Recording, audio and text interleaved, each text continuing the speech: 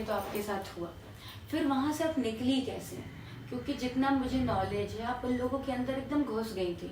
आप उनका प्रोडक्शन कर रही हैं, आप उनके लिए लिख रही हैं, आप उनकी फिल्में कर रही हैं, ये बिना सोचे कि सामने वाला आपके नाम पे कितने पैसे उठा रहे हैं। आपकी मार्केट वैल्यू क्या बन रही है आपको वो भी नहीं पता, आप तो एक बंधुआ मजदूर बन गई हैं। तो कैसे आप वहां से निकली और क्या हुआ? बात कुछ ऐसा हुआ था कि अभी वैसे किसी का पर्सनल रिलेशन के लिए बोलना नहीं चाहिए, लेकिन उनके कुछ पर्सनल लफड़े तभी बीच में भी हो रहे थे। ठीक है। तो कोई उनकी गर्लफ्रेंड वर्लफ्रेंड को तो उनका कुछ चालू था। तो ये सब होने के बाद फिर रक्षाबंधन आ गया। तो मुझे राखी बांधनी थी यहाँ पे बीका बाजी को। तो मैंने बोला कि मेरे को रक्षाबंधन है और तो मैं चाहूंगी। तो मेरे बॉयफ्रेंड जो है वो मेरे को बहुत सपोर्ट करते हैं। मेरे मतलब जिंदगी में उन्होंने मेरे को बहुत सपोर्ट किया। मैंने इतनी ये सब हरकतें भी कर ली, उसके बाद भी उन्होंने मेरे को सपोर्ट किया। जब मैं वापस आई तो उन्होंने मुझे, वो मेरे से बड़े हैं एज में, तो उन्होंने मुझे समझाया बैठ के कि भाई देखो तुम्हारा ये यूज हो रहा है, तुमको समझ आज नहीं आ रहा है, लेकिन आज नहीं तो 3 साल के बाद 10 साल के बाद तुमको समझ आएगा। जब तुम्हारा प्रॉपर यूज हो चुका होगा। तो मेरे को निकाला उन्होंने बेसिकली। तो उसके बाद तो फिर मैंने ज्यादा कुछ शूट भी नहीं किया उनके साथ, तो क्योंकि उन्होंने मुझे जाने ही नहीं दिया कि नहीं अब तक कोई उनका शूट नहीं करना, कुछ और शूट करना है बॉम्बे में करो, बॉम्बे के बाहर का शूट नहीं करना। तो उसके बाद फिर मैंने बॉम्बे के बाहर का अक्सर थोड़े टाइम के लिए छोड़ दिया था और थोड़ा थोड़ा धीरे धीरे नॉलेज आ रही थी। और उसके बाद एक्चुअली में क्या हुआ कि इनका कुछ शॉर्ट वाला कुछ ये था, लफड़ा था। और उनके बाद बोलते हैं बुरे कर्म इंसान के होते हैं तो बुरा होता ही है उनके साथ। तो वो चले गए अंदर। तो और उनके अंदर जाने से पहले की बात बताती हूँ आपको। उनके अंदर जाने से पहले एक मूवी की थी हमने एक मूवी की थी जिसका नाम था शोले। ओके तुम हो शोले में? जी। तो इनने शोले का रीमेक बनाया था। ठीक है। शोले का रीमेक शोले छोले शोले का रीमेक बनाया। तो इनने मुझे उसके अंदर राधा का रोल दिया था। और एकदम उल्टा ऑपोजिट बनाया था कि भाई इसमें राधा ठरकी थी और लेस्बियन थी, तो बसंती के साथ उनका कुछ वैसा था। ओके। तो इनने मेरे साथ शूट किया, 2 दिन शूट किया। 2 दिन शूट करने के बाद ज्यादा टाइम तक तो शूट नहीं किया, इनका शायद बजट कम था। तो फॉरेनर लड़की बुलाई थी। तो शूट होने के बाद मैं चली गई थी वहां से। तो मैं आई थी वापस, आके मैंने शूट किया उनका 2 दिन। तो उसमें कुछ ज्यादा था नहीं, मुझे ये था कि चलो मूवी है तो मेरे को ब्रेक मिल जाएगा, एटलीस्ट सीरीज तो नहीं कर रहे। मेरे को मूवी में ब्रेक मिल जाएगा। मैंने इतना किया, शायद मेरे दिमाग में ये बात आई कि मैंने इतना इनके लिए किया है, इसीलिए ये लोग मेरे लिए सोच रहे हैं। ओके ठीक है। मेरे अच्छे लोग ऐसे ही सोचते हैं। हाँ, तो मेरे दिमाग में शायद मैंने इतना किया है तो आज मेरे लिए सोच रहे, मुझे मूवी में रोल दे रहे हैं। अच्छा खासा बड़ा रोल दे रहे हैं। तो मैं मूवी का शूट करके आई। जैसे ही मेरा शूट कंप्लीट हुआ 2 दिन का, वैसे मेरा 3-4 दिन का शूट नहीं था, तो लेकिन 2 दिन का हुआ। और वो टाइम में इनके पास पैसे की इतनी तंगी आ गई थी कि भाई ये फ्लाइट का टिकट भी नहीं करा सकते थे, ना ही ट्रेन के। बड़ा मुश्किल से इन लोगों ने मुझे वहां से भेजा। पहले तो गाड़ी पिकअप करने आती थी, गाड़ी जाती थी, लेकिन वो टाइम पे इन्होंने मुझे ट्रेन में भेजा। Oh my God. और जबकि पता होगा तुम्हें, यश ठाकुर जो फ्लिस के ओनर थे, वो तो हमेशा 50% एडवांस देते थे यार हर फिल्म का। हाँ बताओ आप। फिर तो शोले के टाइम पे जैसे 2 दिन का शूट हुआ, वापस आई। और जैसे ही मैं वापस आई हूँ, बोलते हैं कि अच्छे इंसान के साथ हमेशा अच्छा होता है, बुरे के साथ हमेशा बुरा होता है। जैसे ही मैं वहां से आई हूँ, अगले दिन ये लोग अरेस्ट हो गए।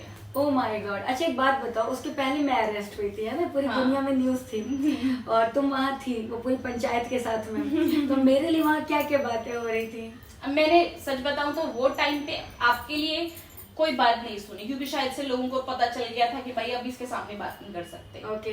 क्योंकि वहाँ पे एक लड़की थी, जो नेहल भी थी। नहीं, वो मूवी में वो नेहल नहीं थी। अच्छा ठीक है। नेहल मूवी में नहीं थी, नेहल थी सीरीज के टाइम पे। मूवी की हमने बाद में। ठीक है। तो मूवी के टाइम पे एक लड़की थी वहां पे, जो कोई एक फॉरेनर थी और एक 2 बाहर की थी लड़की। तो इतना कुछ उसमें न्यू आर्टिस्ट थे, एक मैं मेरे अलावा बाकी सब न्यू थे। तो इतनी ज्यादा कुछ बातचीत नहीं हुई थी और उन लोगों को शायद से ये हो भी गया था कि नहीं अब ये है, इसके सामने कुछ नहीं बोलना है मे बी। तो वो टाइम पे तो उन्होंने कुछ नहीं बोला। तुम्हें शायद पता नहीं होगा, चूंकि इस मैटर की बात है इसलिए मैं बात कर रही हूँ। सो 4 तारीख को तो रो अरेस्ट हो गई थी सेट से। ये इसी घर में पुलिस आ गई थी। 7 तारीख को मुझे कोर्ट में लेके गए। सो जब बात चली कि गहना अरेस्ट होने वाली, तो उन दिनों जो फ्लिस के ओनर थे उन्होंने टैन को और अखिल को इन्होंने कोई 10 लाख रुपए भेजे। और सुनिए एक बात तो बीच में रह गई। हाँ, अब भले ही आज मुझे लोग बुरा बोले अच्छा बोले, मैंने उनके लिए कास्टिंग भी करके दी थी। अब बताओ, मतलब इसकी कास्टिंग भी मैंने करके दी थी, लड़कियां मैं बुला लेती थी, क्योंकि मैं जब उनके अंदर इन्वॉल्व भी इतना हो चुकी हूँ तो मैं सोचती थी भाई ये मेरे हैं, मेरे लिए सब काम देखते हैं, मेरा सब देख रहे हैं, तो मुझे क्या दिक्कत है। तब इतनी चूतिया थी मैं, बहुत ज्यादा चूतिया वर्ड यूज कर रही हूँ, लेकिन मैं चूतिया थी। तो मैंने उनकी कास्टिंग भी की थी, मैंने उनके हर एक काम करके, उसके बाद जब उनका मतलब निकल गया तो उन्होंने कट ऑफ कर दिया।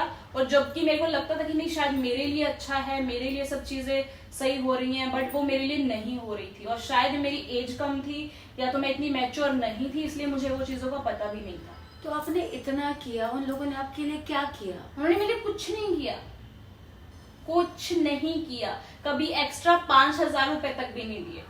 तो वो तो बहुत दूर की बात है। अगर मैं मान लो आपके साथ 1 महीना शूट कर रही हूँ, हाँ। 1 महीने में से आपने मेरे साथ 4 दिन शूट किया, हाँ। बाकी का आपने मेरे को रखा वहां पे, बाकी मैंने आप पे सारे काम किए, तो क्या आपका फर्ज बनता है कि नहीं बनता है कि थोड़ा बहुत एटलीस्ट इसको अरे आप, मैं आपका एक मंथ ले रही हूँ, मैं आपको या तो मंथली सैलरी फिक्स कर दूंगी कि यार देखो आप मेरे साथ मंथ में हो, आप हो ना, मैं आपके साथ शूट कराऊं ना कराऊं, इट्स अ डिफरेंट थिंग। आप हो ना मेरे लिए। अभी मैं 3 दिन पुरानी बात करती हूँ, हमारे साथ शरण्या शूट कर रही थी, उसका पर डे मैं बता देती हूँ 20,000 रुपए पर डे वो ले रही थी। पहले दिन उसका सिर्फ एक सीन हुआ, सिर्फ एक सीन जहाँ पे साइड में खड़ी है। Second day third day shoot हुआ अच्छे से, लेकिन फर्स्ट डे का भी पेमेंट दिया गया, क्योंकि वो वहां पे थी उसको बकायदा 70,000 दिया। यार अगर आप मेरे साथ आउटडोर पे जा रही हैं, आपको मैं बुला रही हूँ, मेरा फर्ज है या तो मैं आपको मंथली फिक्स कर लूँ कि यार मैं आपको मंथ का 1,00,000 रुपए दूंगी, 1.5 दूंगी, 2 दूंगी, जो भी एक फिक्स कर लूँ, तो वो मेरा फर्ज है, क्योंकि आप हो मेरे लिए, मैं आपको मिसयूज नहीं कर सकती हूँ। अब बंधुआ मजदूर नहीं है मेरी, सही है ना, तो ये गलत है। और दूसरी बात, जो इसको 10 लाख रुपए मिले ना, इसने वो खा लिया। इसने ना तो मेरे वकील के 1 रुपए दिए। यार मैं अकेली लड़की, मैं तुम लोगों के लिए काम कर रही हूँ यार, मैं ऐप की ओनर नहीं हूँ, मेरे को ऐप में कोई शेयर होल्डिंग नहीं है, मुझे 1 रुपए फ्री के नहीं मिल रहा है, मैं अकेले अरेस्ट हो गई हूँ, मुझे घर से उठा लिया गया है, वो भी तुम लोगों के लिए। ना तो मेरे लिए वकील के 1 पैसे देते हैं। जब मैं बाहर निकलती हूँ मुझसे टैन कहता है कि यार वो शोले फिल्म का पोस्ट प्रोडक्शन बाकी था, मैंने उसमें दे दिया। अरे क्यों दे दिया, वो मेरे पैसे थे, मेरे आज तक रिलीज भी नहीं हुई। कहाँ होगी, ऐसे बुरा करके कभी अच्छा होता है क्या? और बजट भी उसमें सारे आर्टिस्ट का कम था। एक लड़की थी फॉरनर, तो फॉरनर लड़की के सीन थे, उसको भी 1.5 लाख रुपए दिया हमने, पूरे पैकेज, मतलब जितना भी दिन उसने शूट किया। हाँ। और जबकि उस फिल्म के लिए मुझे जो मालूम है बहुत पैसे लिए थे इसने। और यश ठाकुर की एक आदत थी कि वो पूरा 50% पहले दे देते थे। अगर कोई आर्टिस्ट महंगा है तो उसको वो सेपरेट पे करते थे हमेशा। जैसे कि राशि ने जब 10 की फिल्म की थी, जिसमें राशि ने प्रॉपर बोल्ड सीन दिए थे, क्योंकि उसके पहले राशि ने मेरी फिल्म की थी मिस्टीरियस विचेस, तो वो हमने पहले हॉट शॉट के लिए शूट की थी, बाद में हमने फ्लिस को दी थी, लेकिन हमारे टॉपलेस नहीं था। हमने प्राइवेट पार्ट नहीं दिखाया था क्योंकि राशि नहीं शो करती थी और हम दिखाते भी नहीं थे। लेकिन जब राशि ने सेपरेट किया ना, तो मुझे जहां तक मालूम है 60 या 70,000 रुपए पर डे लिए थे, आई एम नॉट श्योर, मैं अप्रोक्सीमेटली कह रही हूँ। वो सारे पैसे यश ठाकुर ने सेपरेट दिए थे। तो यश ठाकुर की आदत थी कि अगर आर्टिस्ट ज्यादा पैसे मांग रहे हैं ना, तो फिल्म के पैकेज से वो सेपरेट दिया करते थे। सही। तो ये तो चीटिंग है ना यार, चीटिंग है, ऑब्वियसली चीटिंग है। उसके बाद जब यहाँ पे आने के बाद काफी सारे लोगों के साथ मैंने बात शेयर की, तो उन्होंने मुझे पूछा, उसके बाद जब मैंने काम करना चालू किया कि आपने क्या किया है, जब मैं नाम लेती थी उनका, तो लोग अक्सर यही बोलते हैं, वो तो 1 नंबर का फ्रॉड है, वो उसने तो मेरे इतने पैसे खा लिए, ये इसने तो मेरे इतने पैसे खा लिए। इवन मैंने एक लड़का बुलाया था वहां पे, क्या नाम था उसका, नाम मेरे दिमाग में नहीं आ रहा है, एक पंजाबी लड़का था, रंधावा गोद था उसका। तो जो वो रंधावा था, तो वो बोल रहा है वहां पे वो एक्टिंग करने के लिए आया था। ठीक है। हाँ। वो उसने भी मुझे बाद में कंप्लेन किया कि उसने मेरे से पैसे लिए 50,000 पता नहीं कितने कि, और मुझे बाद में वापस नहीं दिए, कि मेरे को बोला कि ठीक है अभी मेरे को जरूरत है इन्वेस्टमेंट करना है। मैंने बोला तुमने दिए क्यों, तुम तो वहां पे एज आर्टिस्ट काम करने गए, तो तुम पैसे लेने गए थे, कमाने गए थे, वो तुम्हारी गलती। जब मैं वापस आ गई थी तब वो लोग वहां पे काम कर रहे थे, तो ये हुआ। फिर मैंने एक लड़की बुलाई थी जिसका नाम था भाभी का, पता नहीं ऐसा कुछ नाम था, मुझे एग्जैक्टली नाम भी याद नहीं। वो लड़की बुलाई थी, तो इन लोगों ने मेरे सामने जब मैं वहां से आ रही थी उस लड़की को भेज दिया, ठीक है, कि अभी शूट हो गया है, ये जा रही है। हाँ। वो लड़की बेसिकली वो बेंगलोर में रहती थी, कोलकाता वगैरह में।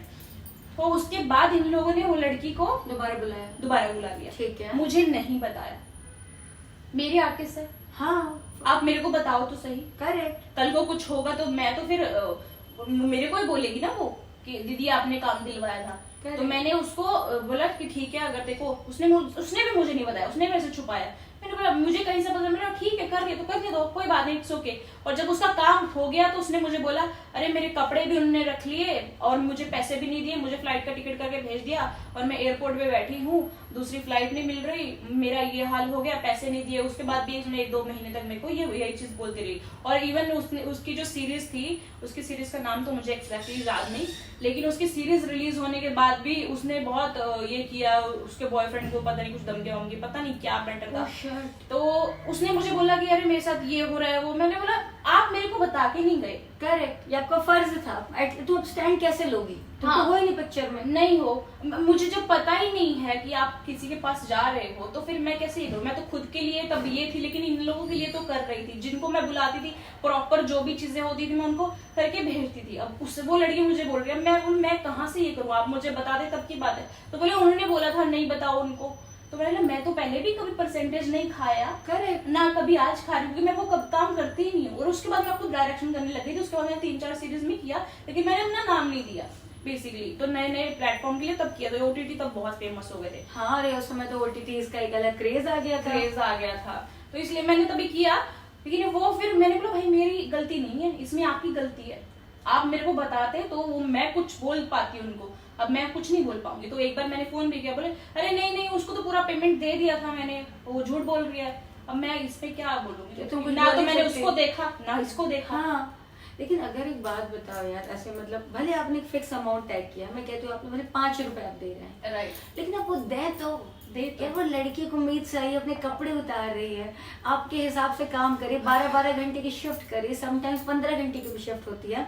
और कई बार मैंने एक सीरीज की थी प्रॉमिस हॉट शॉट्स के लिए, हमारा सुबह 9 बजे का कॉल टाइम था, हम अगले दिन सुबह 7 बजे पैकअप कर रहे हैं। यार हम लोगों ने 30-30 घंटे भी काम किया है। मैं कुकू की सीरीज कर रही थी, शीमेल नाम था।